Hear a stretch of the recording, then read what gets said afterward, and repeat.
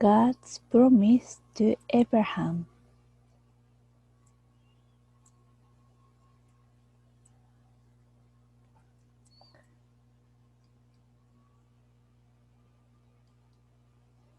Long after the flood, people on earth made a plan. Always, everyone spoke the same language. God wanted people to live all across the world He had made. So,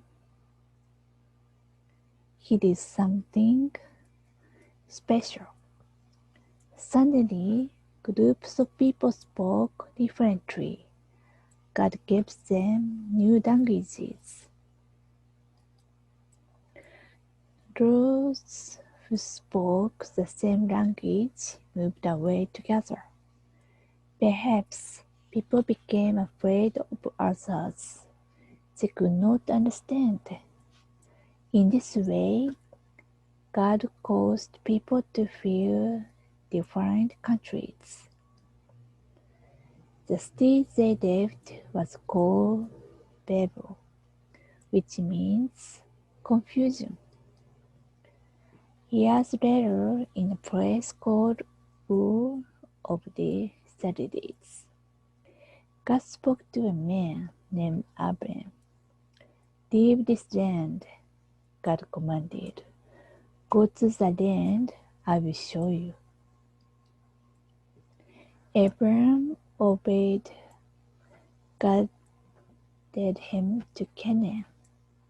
His wife Sarai and nephew Lot went with him.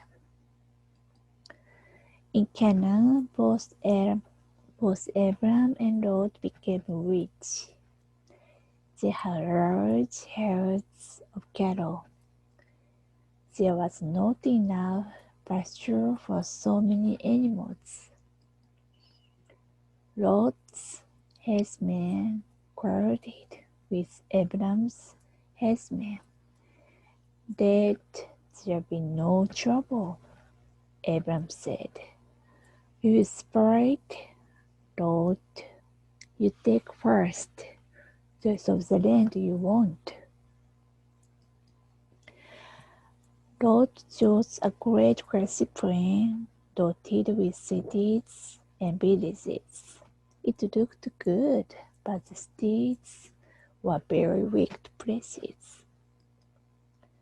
After Lot left, God spoke again to Abram. I gave all the land of Canaan to you and your children forever. Abram and Sarai had no children. How could God keep his great promise? 3 men from God came to Abram and Sarai. You will have a baby soon, they said. Sarai laughed. She did not believe God's message. She was 90 years old. God told Abram he would now be called Abraham, father of many, and Sarai would be Sarah, princess. God also told Abraham he would destroy the 2 wicked cities of Sodom and Gomorrah. Abraham's nephew Lot lived in Sodom with his family. Lot believed God's warning when it came, but his daughter's husbands refused to leave Sodom. How tragic! They didn't believe God's word. Only Lot and his 2 daughters made it to safety. Fire and brimstone fell upon the wicked cities. Suddenly, Lot's wife disobeyed God's warning and looked back as she ran. She turned into a pillar of salt. The Lord kept his promise to Abraham and Sarah. They had a child in their old age, just as God had said. How they rejoiced when Isaac was born.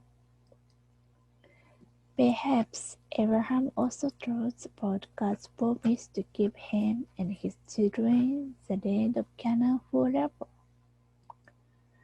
God would keep that promise too. God always keeps his promises. God's promise to Abraham, a story from God's Word, the Bible, is found in Genesis 11-21. The entrance of your words gives light. Psalm 119, verse 130.